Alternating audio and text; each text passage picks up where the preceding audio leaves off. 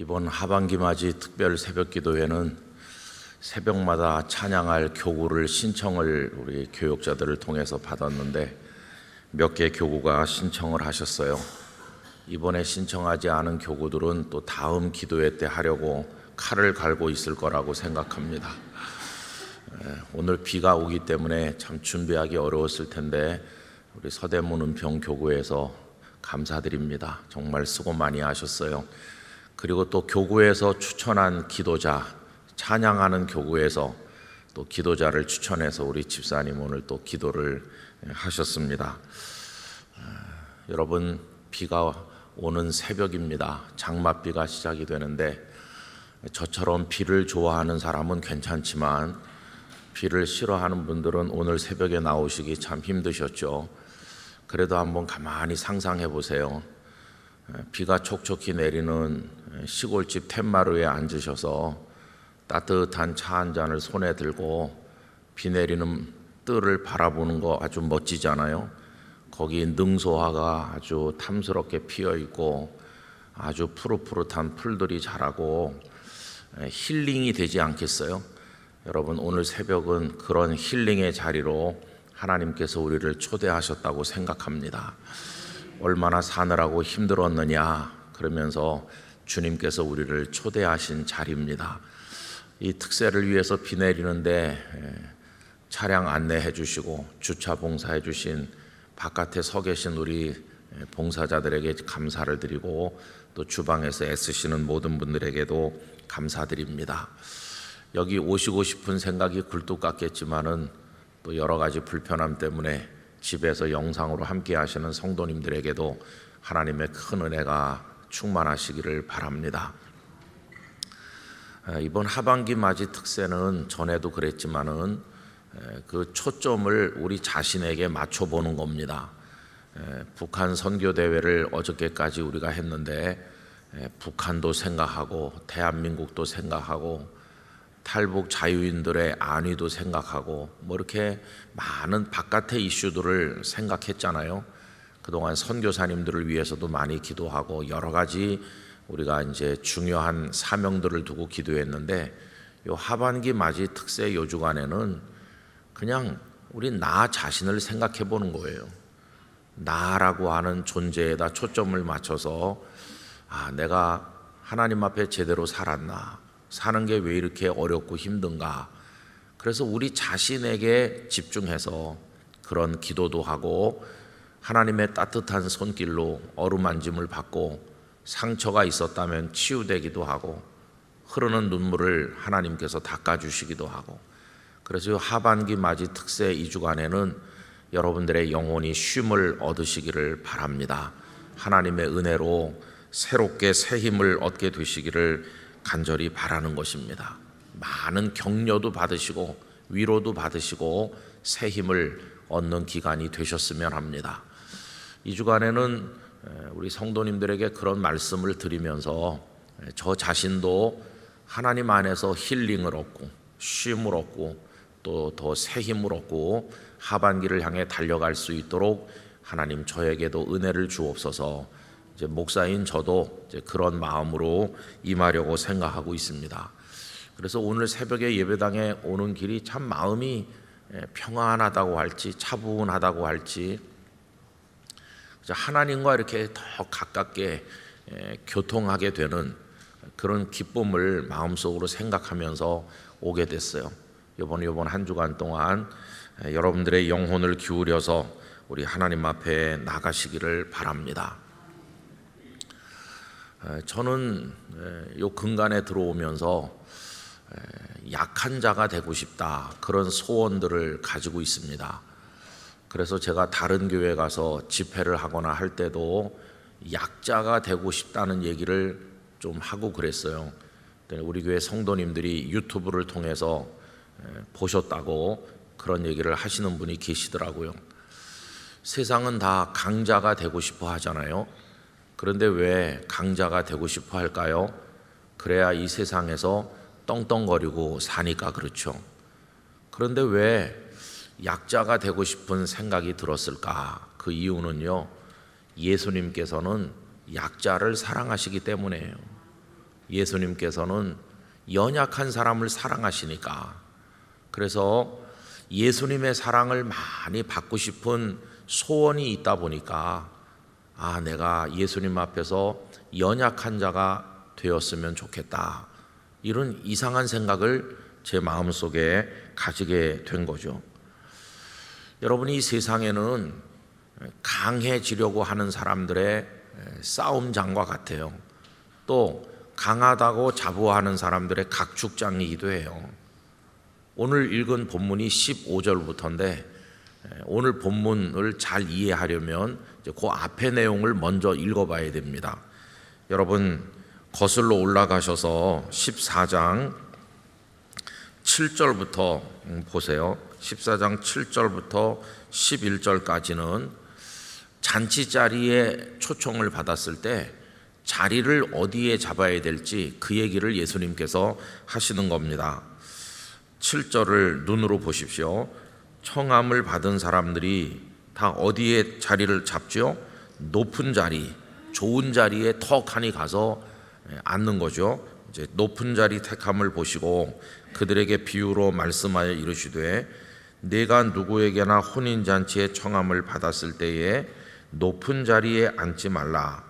그렇지 않으면 너보다 더 높은 사람이 청함을 받은 경우에 너와 그를 청한 자가 와서 너더러 이 사람에게 자리를 내주라 하리니 그때에 내가 부끄러워 끝자리로 가게 되리라. 청함을 받았을 때에 차라리 가서 끝자리에 앉으라. 그러면 너를 청한 자가 와서 너더러 벗이어 올라 앉으라 하리니 그때에야 함께 앉은 모든 사람 앞에서 영광이 있으리라. 무릇 자기를 높이는 자는 낮아지고 자기를 낮추는 자는 높아지리라. 이 세상은 높은 자리, 상좌에 앉으려는 사람들의 각축장이에요. 다 저저마다 자기 자랑하면서 명함 한 장씩 주면서 그럴듯한 자리에 앉으려고 해요. 근데 예수님은 그러지 말라고, 그러다가 너보다 더 힘세고 더 대단한 사람이 오면 그 자리 비켜줄 때 얼마나 부끄럽겠느냐고, 차라리 오면 저 맨 끝자리에 앉아 있으라. 그러면 잔치를 연 주인이 와서 아니 왜 여기 앉아 계시느냐고, 내가 저기다 자리를 다 준비해 놨는데요, 그래야 네가 영광이 되는 게 아니겠느냐. 여러분, 우리 예수님은 약자인 것처럼 행동하라고, 약자들은 다 자기를 낮춥니다. 뭐 내세울 게 없으니까. 그래서 여기 낮은 자리에 앉으라는 것은 결국은 약자의 의식을 가지고 아유 나 같은 사람이 뭐 대단하다고 이렇게 생각하면서 너를 작은 자로 여기면서 살아라. 이게 예수님의 말씀이거든요. 그리고 나서 이제 그 다음 절부터는 이제 잔치를 열고 초청하는 주인의 입장에서 또 몇 말씀을 하셨어요. 여러분 12절로 이제 내려갑시다. 12절 제가 읽어볼게요. 또 자기를 청한 자에게 이르시되 네가 점심이나 저녁이나 베풀거든 벗이나 형제나 친척이나 부한 이웃을 청하지 말라. 두렵건대 그 사람들이 너를 도로 청하여 네게 가품이 될까 하노라. 아주 좋은 사람들, 소위 나랑 통할 수 있고 돈도 많고 대단한 사람들을 초청하지 말라는 거예요. 그러면 그 사람들이 나중에 너를 더 좋은 데로 초청해서 대접하면 베푼 게 다 이제 없어지는 거죠. 내가 또 대접을 받았으니까. 이제 그렇게 하지 말고 13절 잔치를 베풀거든 차라리 어떤 사람들을 청하라고 하시나요? 가난한 자들, 몸 불편한 자들, 저는 자들, 맹인들. 그러니까 진짜 약한 사람들을 초청하라는 거예요. 14절 그리하면 그들이 갚을 것이 없으므로 네게 복이 되리니 이는 의인들의 부활 시에 내가 갚음을 받겠음이라 하시더라. 가난하고 병들고 장애가 있고 그런 사람들은 갚을 길이 없어서 못 갚는데, 그러면 나중에 주님 나라에 갔을 때 주님이 갚아주신다. 이렇게 하면서 연약한 사람들을 초청하라는 거잖아요. 자, 그럼 이 말씀을 입장을 바꿔서 초청받는 사람의 입장에서 읽으면 어떻게 될까요? 여러분, 그 혼인잔치에 잘 차려진 음식을 먹는 사람은 누가 되겠습니까? 연약한 자들이 되는 거예요. 연약한 자들을 초청하니까 연약한 자들이 거기서 음식을 즐기게 되는 거죠. 여러분, 2주간에 우리가 주제를 정했는데 하나님 나라에서 떡을 먹다 이렇게 정했어요. 그 이유는 이겁니다. 예수님께서 약자들을 잔치에 초청하라 이렇게 말씀하시고 나니까 그 말씀을 듣던 어떤 사람이 감동을 받은 것 같아요.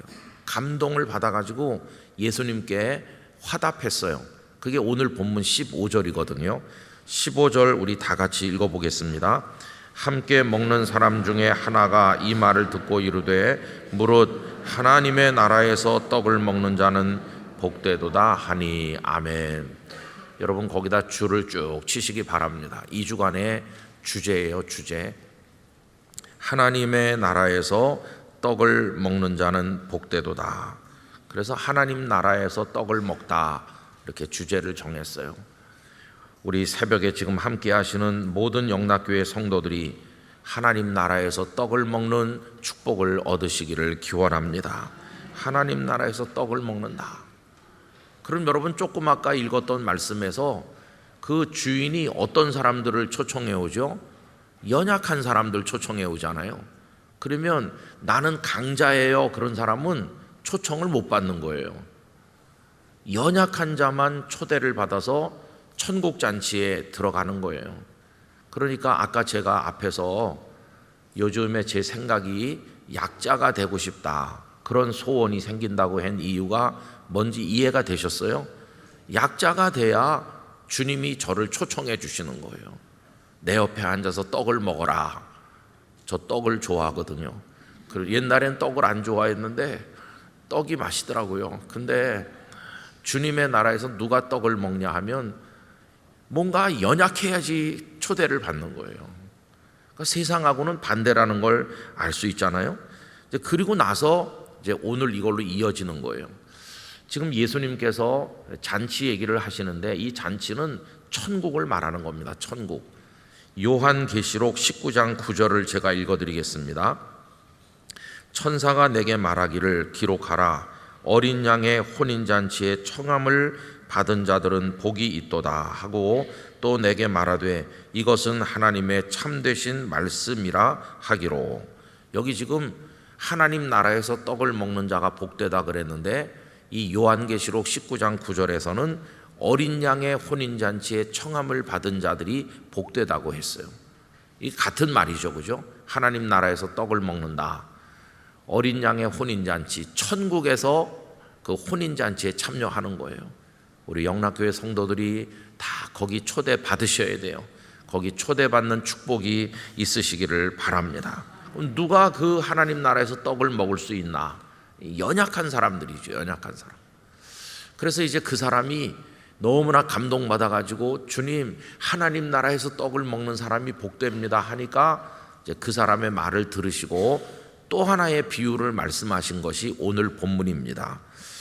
여러분, 어떤 사람이 큰 잔치를 베풀었어요. 여기 지금 누가복음 14장에서는 큰 잔치라고 그랬는데 마태복음에 같은 내용을 다룬 거기 보면 혼인잔치라고 돼 있어요. 근데 어쨌든 큰 잔치, 혼인잔치를 베풀었는데 처음에는 어떤 사람들을 초대했나 보니까 강한 사람, 세상에서 잘 나가는 사람들을 초대했어요. 그런데 초대를 받은 사람들이 왔나요? 안 왔나요? 다 안 왔어요. 여러분, 오늘 말씀 18절부터 보세요. 이 강한 사람들, 초청장을 처음에 받았던 사람들은 다 일치하게 사양하여 한 사람은 이르되 나는 밭을 샀음에 아무래도 나가보아야 하겠으니 청컨대 나를 양해하도록 하라 하고, 또 한 사람은 이르되 나는 소 5겨리를 샀음에 시험하러 가니 청컨대 나를 양해하도록 하라 하고, 또 한 사람은 이르되 나는 장가 들었으니 그러므로 가지 못하겠노라 하는지라. 어떤 사람은 밭 샀고, 어떤 사람은 소 샀고, 어떤 사람은 장가 들었고, 그래서 아무도 안 오는 거예요. 여러분, 그래서 이 혼인잔치를 연 주인이 화가 났어요. 화가. 다 안 오니까. 그래서 이번에 종을 불러가지고 초청 대상을 확 바꿨는데 어떤 사람들을 초청했냐 하면 연약한 사람들을 초청하는 거예요. 여러분, 오늘 말씀 21절 다 같이 읽겠습니다. 종이 돌아와 주인에게 그대로 고하니 이에 집주인이 노하여 그 종에게 이르되 빨리 시내 거리와 골목으로 나가서 가난한 자들과 몸 불편한 자들과 맹인들과 저는 자들을 데려오라 하니라. 이날 이 집의 혼인잔치에는 누가 주빈이 되었느냐 하면은 전부 다 뭔가 핸디캡이 있고 어디 가서 행세하기 어려운 연약한 사람들이 그 자리를 다 차지하고 주빈으로 초대를 받은 거예요. 그래서 이 혼인잔치가 하나님 나라라고 할 때 하나님 나라는 약자들의 나라인 것이에요. 여러분, 이거 아주 중요한 얘기입니다. 하나님 나라는 연약한 자들의 나라입니다. 하나님 나라의 떡은 누가 먹나? 연약한 자들이 먹는 겁니다. 연약한 자들. 이 세상에서는요, 반대죠. 이 세상에서는 강한 자들이 잔치 자리를 차지하고 있어요. 정말 보잘것없는 사람들은 그 상에서 떨어지는 부스러기를 구걸하는 거죠. 이 세상은 그래요. 그걸 보여주는 예수님의 말씀이 부자와 나사로의, 거지 나사로의 이야기죠. 부자는 아주 강한 자입니다. 그 사람은 다 가질 거 가지고 누릴 거 누리잖아요. 날마다 잔치를 열고 먹고 마시는데, 가난한 거지 나사로는 그 온몸에 병이 들어가지고 그러면서 그 주인의 상에서 떨어지는 부스러기를 구걸하는 이 세상은 그래요. 그죠? 그런데 죽고 나니까 완전히 역전됐어요. 하나님 나라에 초대받은 사람은 가난한 거지 나사로였어요. 그는 아브라함의 품에 안겼고 하나님 나라에서 떡을 먹는 사람이 된 반면에 이 날마다 연락을 즐기던 이 강자인 부자는 저 깊은 음부에 떨어져서 아브라함에게 손가락 끝에 물 한 모금만 찍어서 떨어뜨려 달라, 내 혀를 서늘하게 해달라, 이렇게 애원해야 되는 불구덩이에 떨어진다고 예수님 말씀하신 거예요. 하나님의 나라에서 떡은 누가 먹나? 오늘 첫째 날 제목이 그건데, 하나님 나라에서 떡을 먹는 사람은 연약한 사람들이에요. 연약한 사람. 그래서 저는 이 말씀이 너무나 위로가 많이 돼요.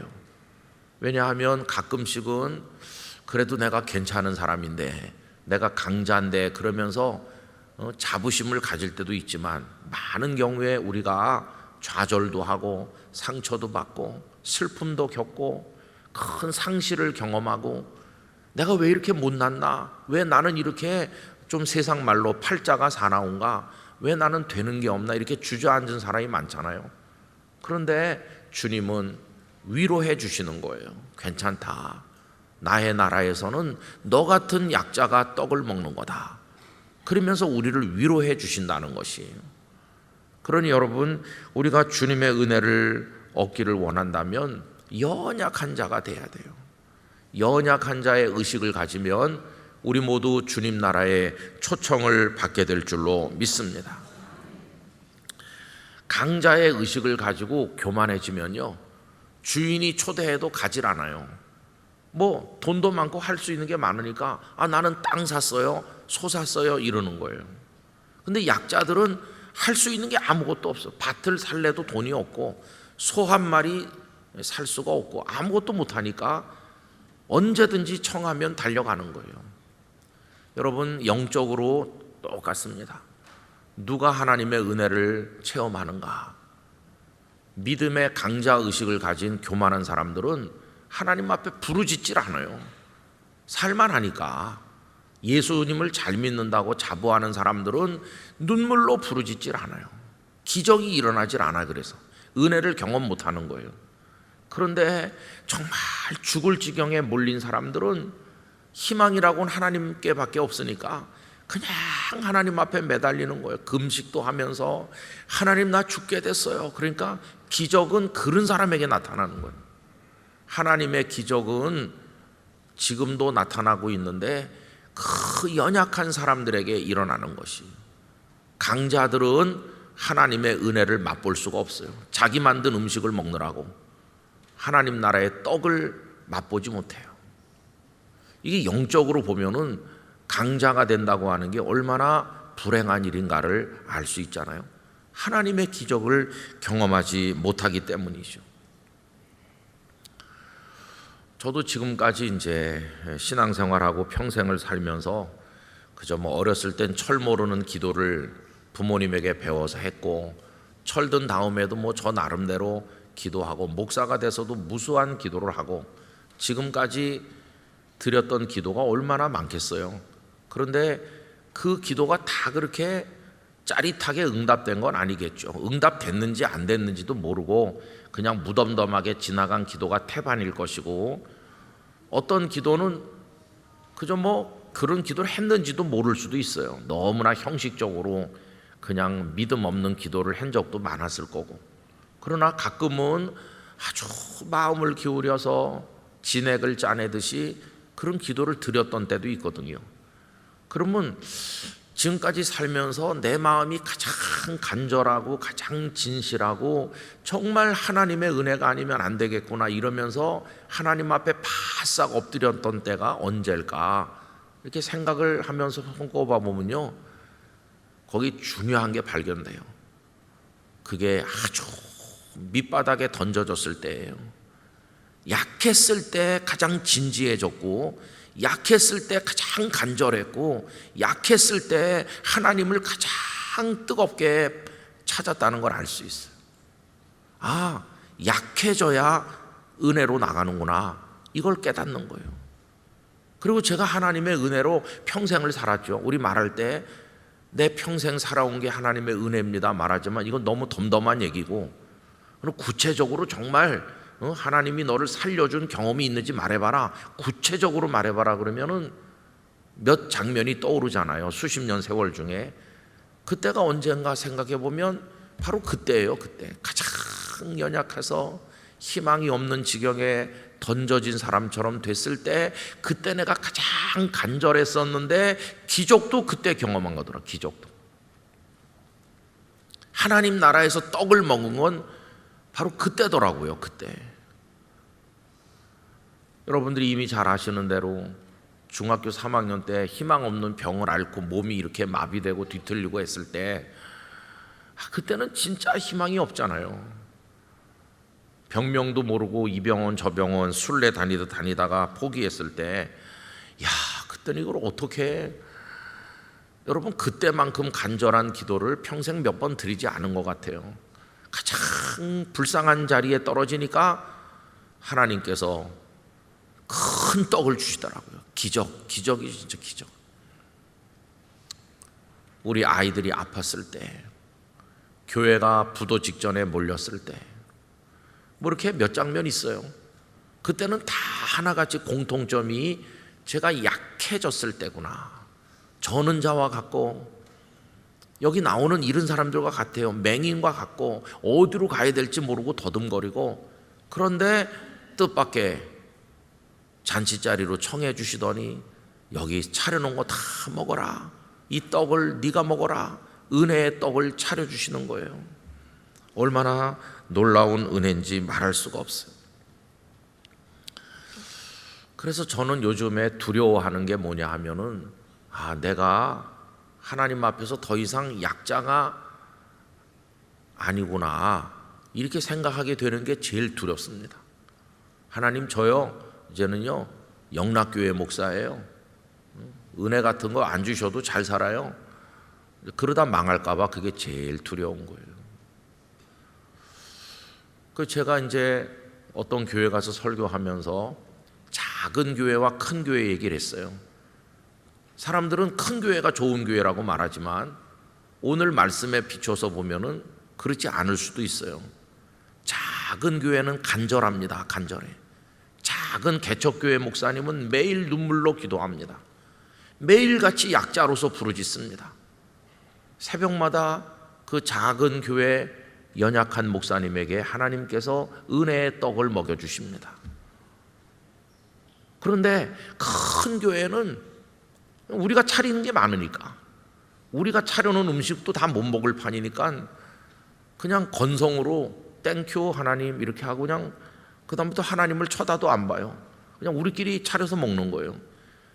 그러니까 하나님의 은혜를 먹어본 경험을 말해보라고 그러면 큰 교회는 할 말이 별로 없어요. 기적을 경험해보지 못하니까. 그런데 개척교회 목사님은 매일같이 기적이에요. 매일같이. 뭐와 비슷하냐 하면 우리는 다 가나안 땅을 그리워하잖아요. 가나안 땅에 적과 꿀이 흐르는 가나안 땅에서 풍요를 즐기는 사람들은 간증거리가 없어요. 당연히 포도주를 마시고 풍요롭게 살고 간증이 없어요. 근데 광야를 걷는 사람들은 매일같이 간증이에요. 오늘도 만나가 내렸어요. 오늘도 메추라기가 왔어요. 오늘도 기적의 음식을 먹었어요. 연약한 자들은 매일같이 은혜의 삶을 살고 강하다고 자부하는 사람들은 풍요를 즐기지만 아무 간증거리가 없어요. 그러니까 하나님을 버렸고 가나안 땅에서 바알과 아세라를 숭배하다가 멸망한 겁니다. 그런데 광야를 매일같이 하나님이 만나 안 주시면 못 사는 그 애절한 마음으로 살아가는 사람들은 하나님밖에는 바라볼 데가 없어요. 만나를 안 주시면 죽을 거니까. 하나님과 아주 가깝게 연결돼요. 우리는 다 가나안을 원하지만 은혜의 세계 속에서는 오히려 그 반대가 축복일 수도 있다는 걸 깨닫게 되는 것이죠. 저는 늘 그래서 이렇게 기도합니다.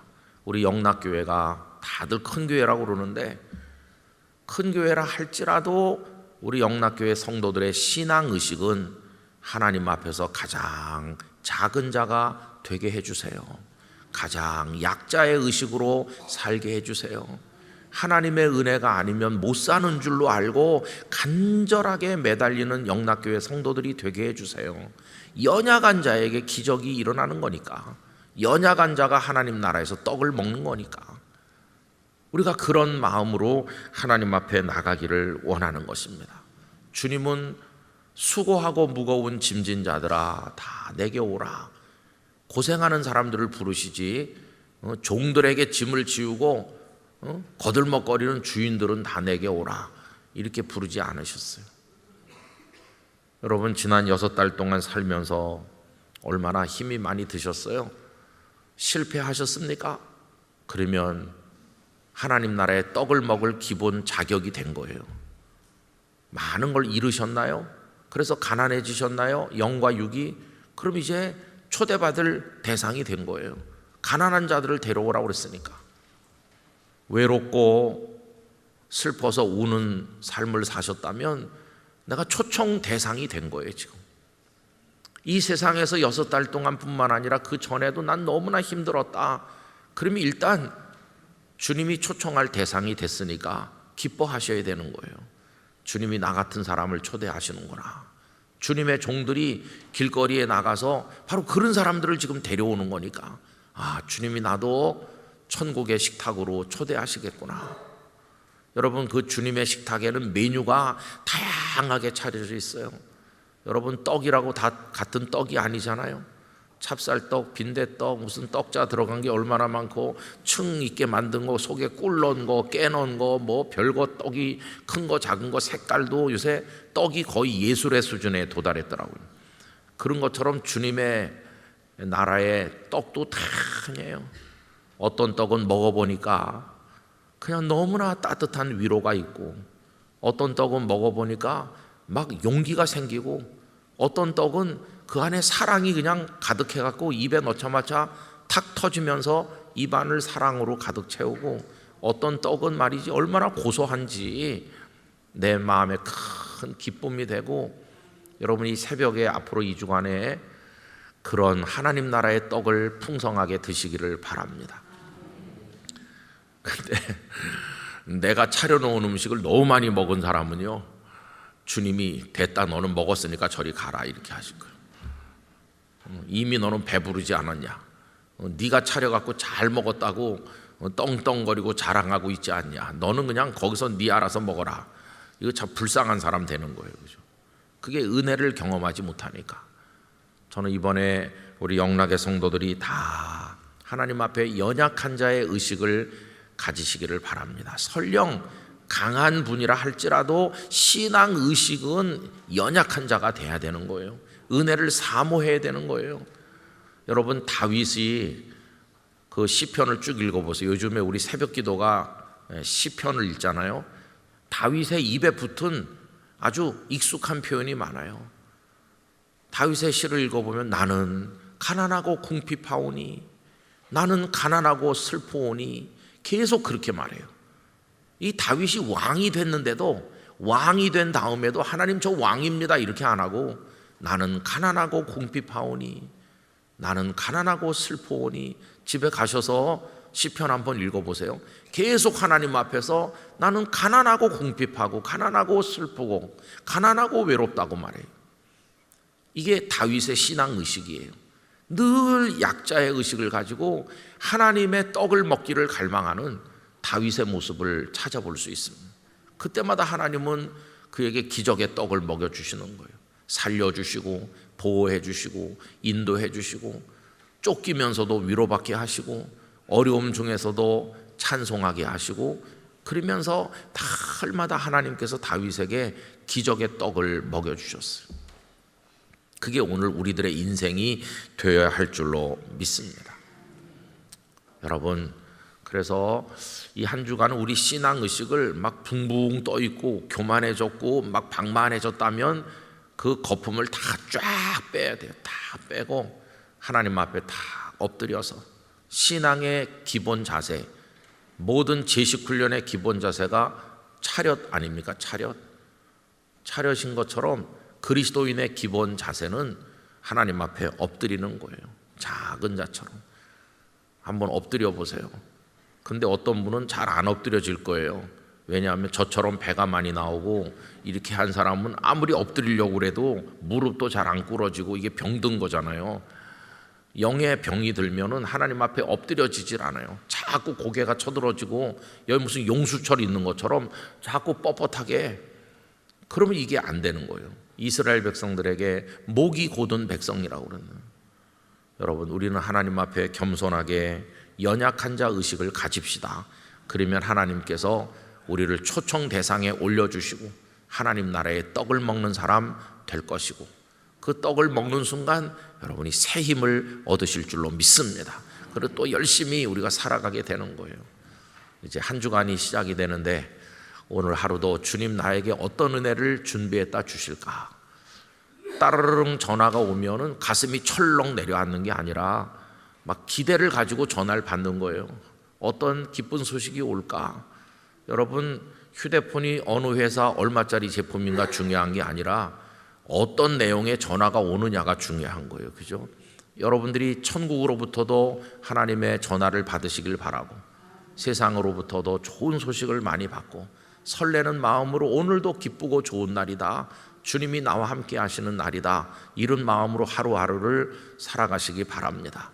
요새 어떻게 지내세요? 그러면 아유, 죽지 못해 살죠 뭐, 이런 말은 절대로 하시면 안 되는 거고, 매일같이 행복합니다 이렇게 말하면서, 왜냐하면 하나님의 떡을 먹었으니까 그런 마음으로 살아가시게 되기를 축원합니다.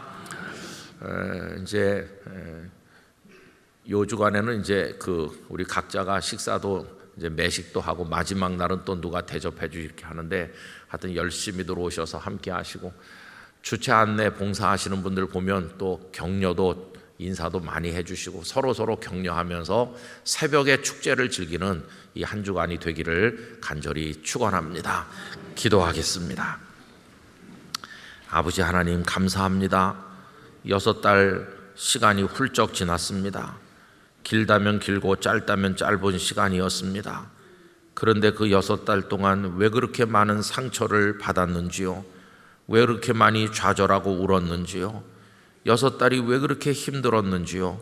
6달 동안 소중한 이들을 잃어버리기도 하고 실패도 하고 품었던 꿈이 다 풍지박산이 되기도 하고 가장 외로운 사람인 것처럼 울 때도 많았고, 왜 그렇게 우리 자신이 못난 사람처럼 여겨지기도 했었는지 아버지 하나님, 그런 우리들을 주님은 떡을 준비하시고 부르시는 줄 믿습니다. 이 주간에 우리 성도들이 새 힘 얻게 해주세요. 위로를 받게 해주세요. 기쁨을 얻게 해주세요. 하나님 감사합니다. 그 떡이 너무 맛있어요. 이렇게 말하는 은혜의 체험을 주시옵소서. 아버지, 하나님 비 내리는 새벽에 나오셔서 찬양한 7교구 축복해 주시고, 모든 구역 식구들이 새 힘을 얻게 하여 주시옵시고, 교구 안에 하나님의 복을 내려 주시길 원하오며, 아버지 하나님 봉사하신 분들에게 은혜 위에 은혜를 더하여 주옵소서. 이제 기도할 때도 우리의 마음을 집중하여 기도하게 하시고 하나님의 은혜를 맛보게 하여 주시옵소서. 새벽마다 벌떡 일어나도록 건강을 허락하여 주시고 오가는 길을 평탄하고 기쁨의 길이 되도록 축복하여 주시옵소서. 이제는 주 예수 그리스도의 은혜와 하나님 아버지의 사랑과 성령님의 교통하심이 천국의 떡을 준비해 주심을 믿고 연약한 자의 신앙의식을 가지고 하나님 앞에 나가기를 원하는 모든 성도들 중에 영원히 함께 하시기를 축원하옵나이다.